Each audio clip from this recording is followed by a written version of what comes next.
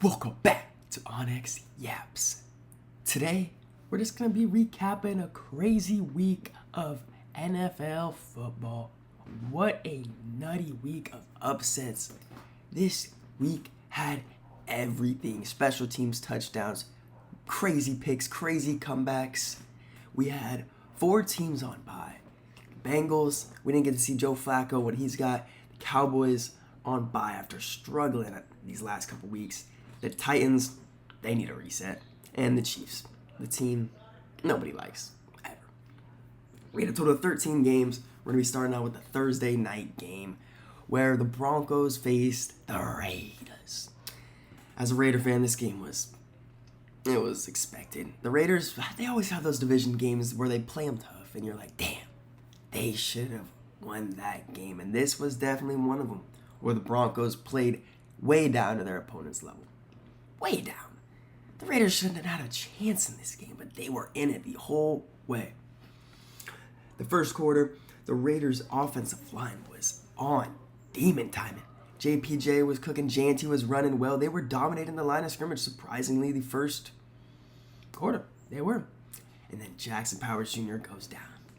Rolls up his ankle, and you know how it goes from there when you lose probably your best tackle right now, since the Raiders are dealing with injuries throughout the line. The defense, that's elite and probably going to set the sack record this year. It destroys the Raiders and Geno Smith. Geno, I think he got pressured on 50% of his dropbacks. He got sacked almost double-digit times. It was horrible. The Broncos are actually on pace to set the Bears' 1984 record for sacks in a single season. They have 10 through 46 games right now, which is insane. Bonito, the DT, I think his name's Allen. Oh my God, he's a beast. Stolen from the Cardinals. What a signing. What a signing. And the Raiders special teams blew that game. Again, the Raiders special team. It finally led them to fire McMahon, their special teams coordinator. That's 3 games this year where they've lost because of special teams itself. Special teams. Man. Broncos ended up winning this game. Bo Nix didn't look the greatest. Didn't have to do much. Threw 2 terrible picks. Man. It was nothing. It was an easy game for the Broncos. And they send the Raiders to a top 5 pick this year. First Sunday game. Wow. Talk about the performance of the year from Jonathan Taylor. Holy moly. How do you stop the man? If you picked him in fantasy, congratulations. You won this year. Congrats, bro. I'm happy for you, man. If you didn't draft JT, get ready for next year. Get ready for August, the draft prep phase. But wow. That's all you can say is Jonathan Taylor and the Falcons pass rush, which was really good. This team in Indianapolis will go as far as Jonathan Taylor can take them. As we've seen, Danny Dimes these past 2 weeks has those limitations still. They will not go away. He's still horrible under pressure, but which quarterback doesn't struggle under pressure? Especially against the Falcons, whose pass rush has improved every week with James Pierce and Walker, the 2 rookies from this past draft class. We got Drake London on the Falcons side, scoring touchdowns like a madman this year.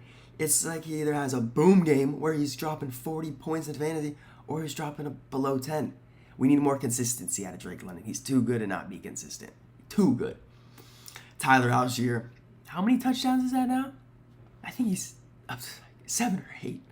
He is just the vulture, man. I feel bad for Bijan. He's playing really good this year, but he's not getting in the end zone as much as you hope. The Falcons, they played well. They should have had this game. Great comeback by the Colts. Badgley missing those 2 field goals. Danny Dimes driving him down in the clutch. Tyler Warren with that insane 4th and 2 grab, muscling Ellis off of him and getting him in field goal range. And then they just said, JT, go win us the game. I'm scared for the Falcons right now.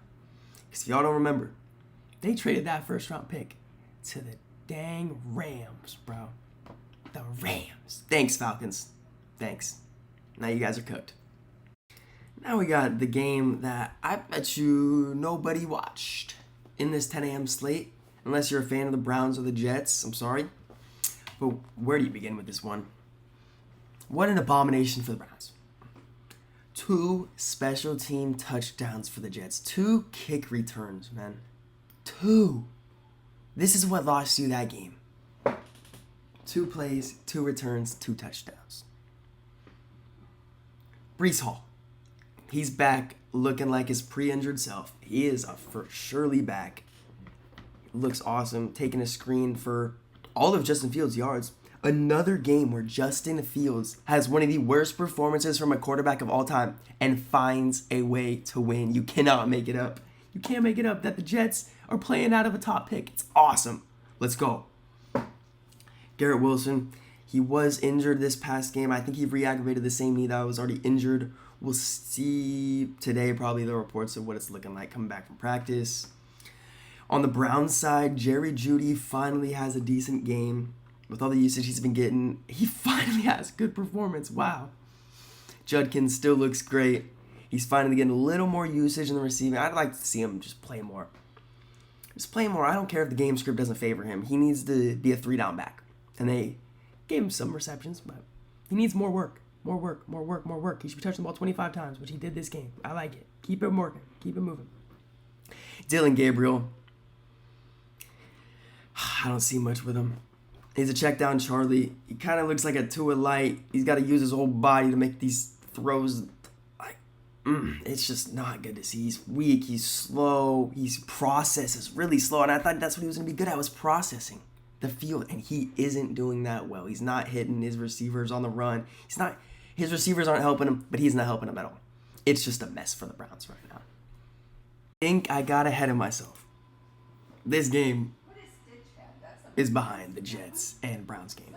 The Saints and the Panthers. Was that stadium even halfway full? Was it? I don't believe so. Tyler Shutt's season has arrived. It's been one game and Tyler Shutt looked gross. He was getting pressured almost the whole game and he was still making plays.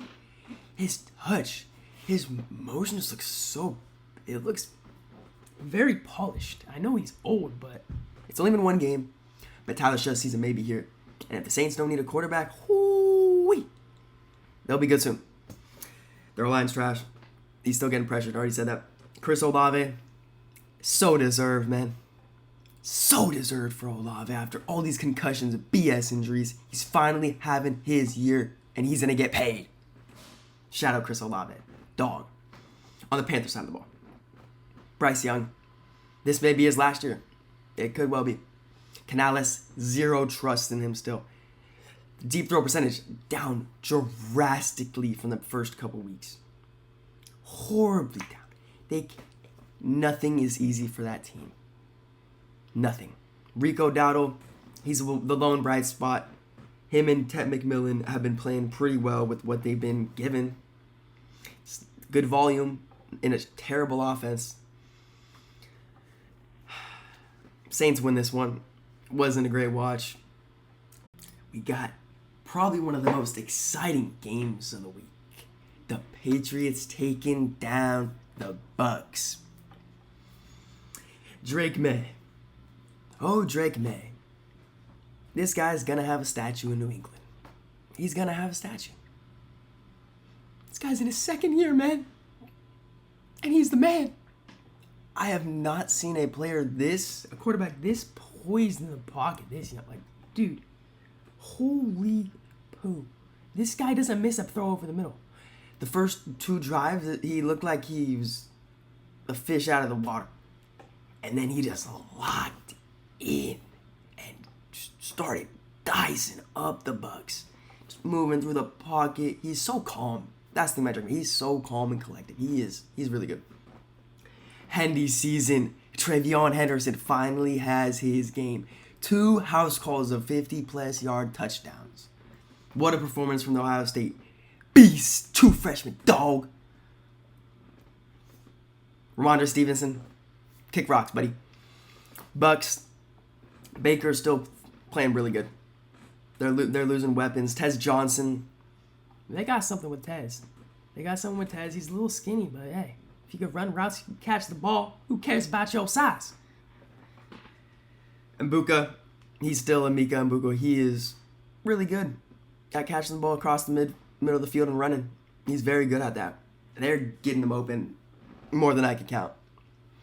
Patriots defense on the ground is nuts. I did not know that the Raiders losing Robert Spillane to the Patriots would be this impactful.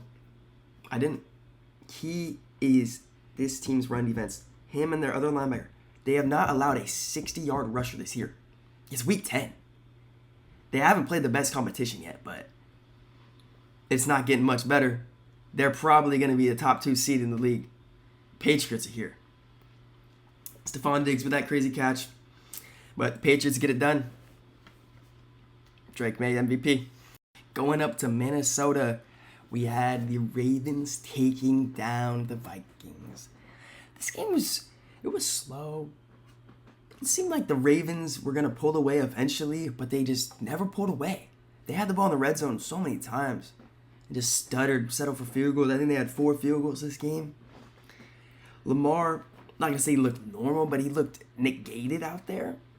And I'm not going to say that's a bad thing, because he didn't make the plays to lose them making the game.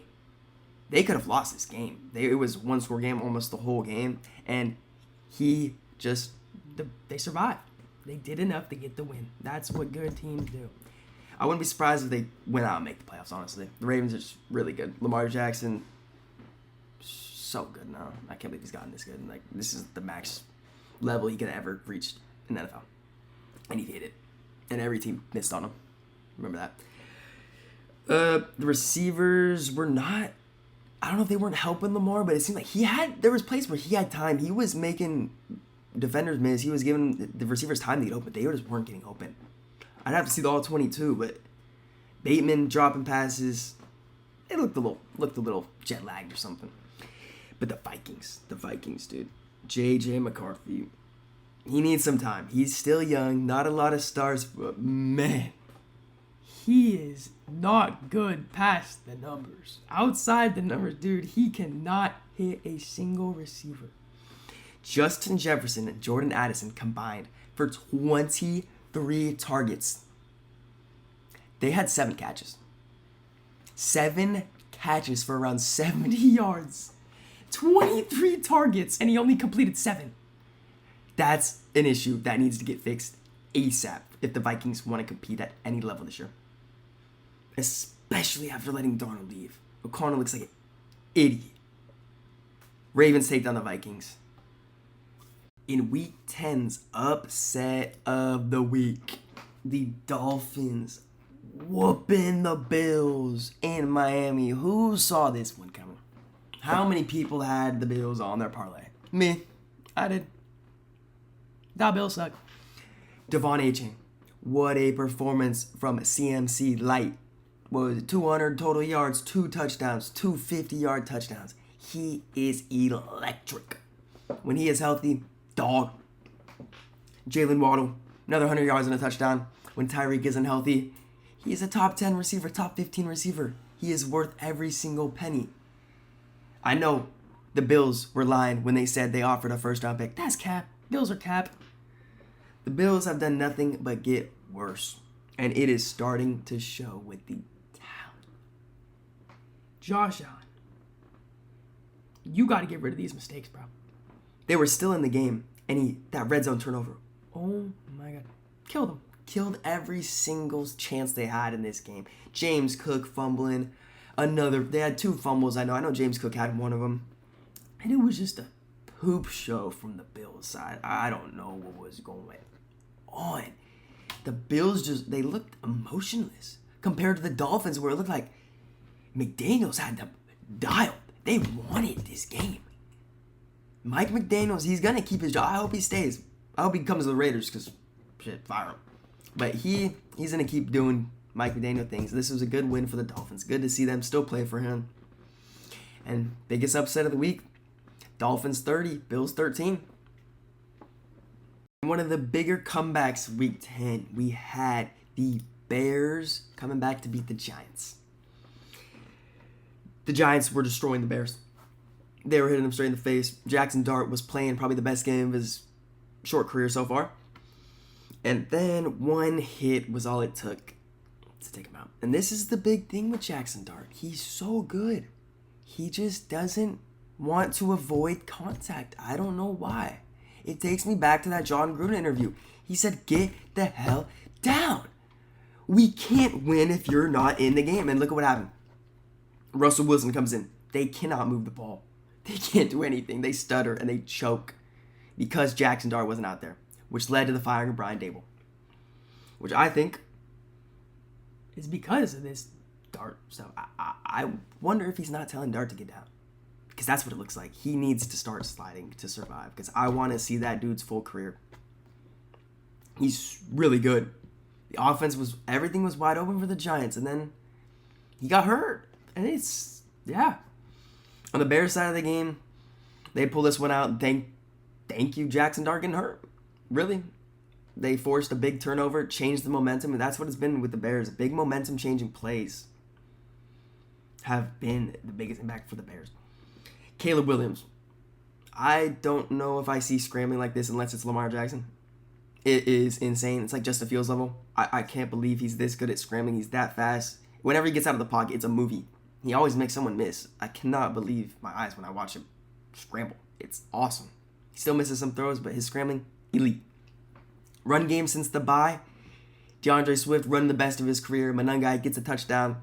The rookies are starting to cook since the bye. Bears, they're all right. They're all right. Romo Dunes, after a bye week last week, after his dad crashes out on Ben Johnson, he has one of his better games since that heater the first 3 weeks of the season, as the Bears beat the Giants in Chicago.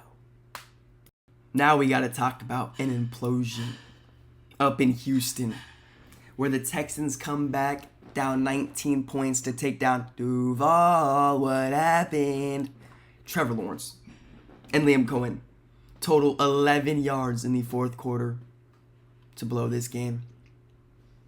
Just a total meltdown. Davis Mills didn't do that great. Started playing good once they were down 20 points. Looked like Superman on that last touchdown. Ooh. So, dude, it was slow motion. It was slow motion in that corner, and he got in. Shout out the Texans, plus 600. That's the thing about Duval, man. They don't like to finish games. They have these leads. It's Trevor Lawrence. Trevor Lawrence is so mid. Nico Collins has his best game of the year.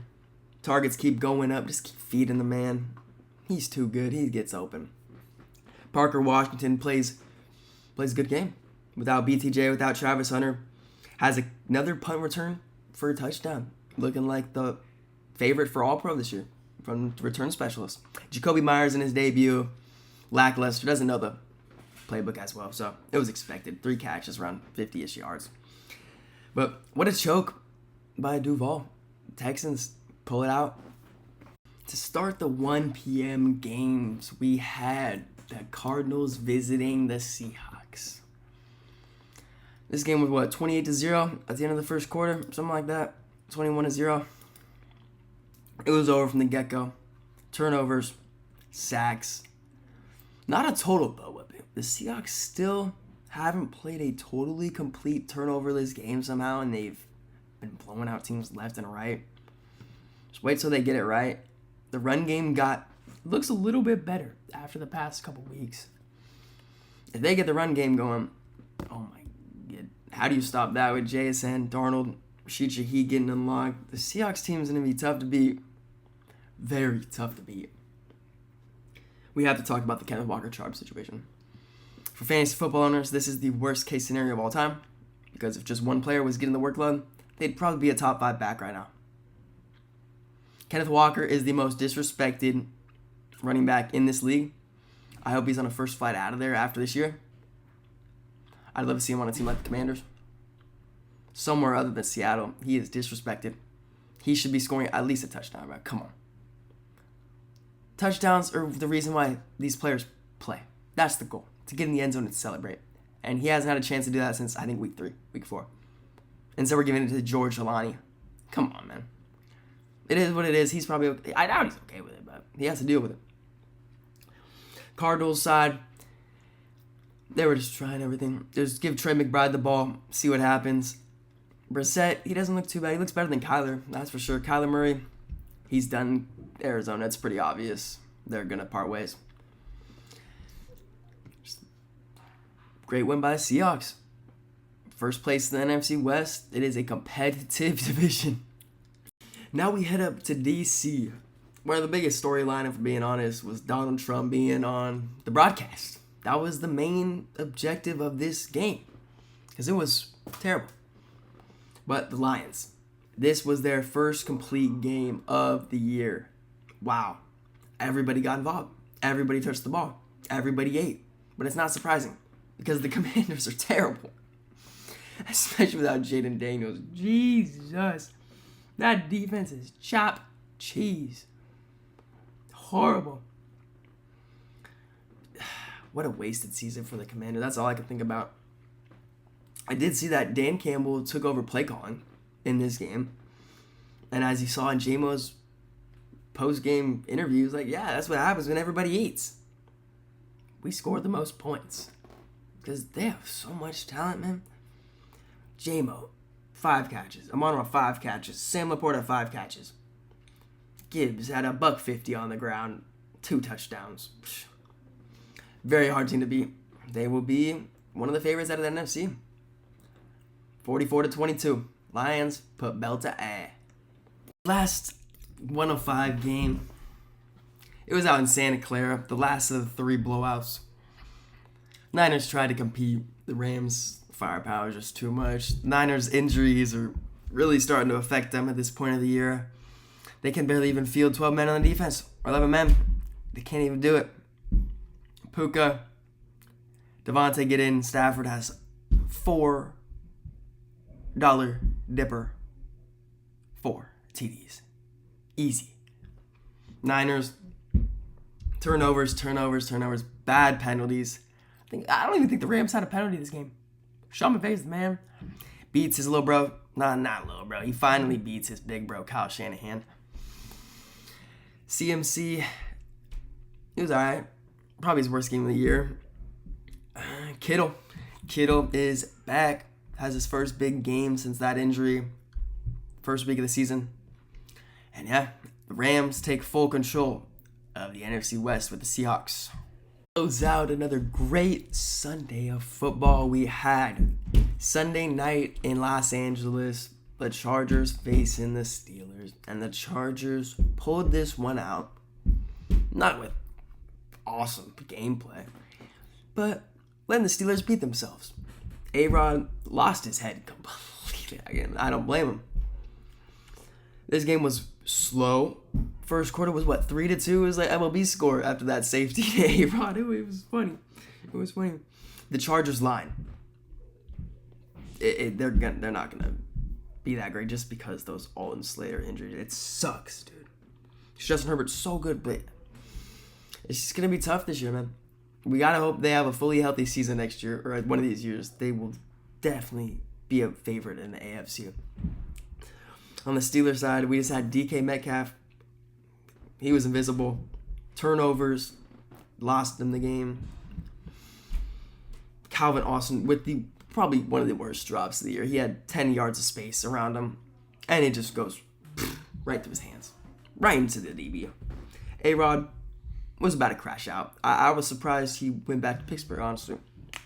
Vidal staying hot, ran really well behind that line. Their run blocking is not as bad as the pass protection.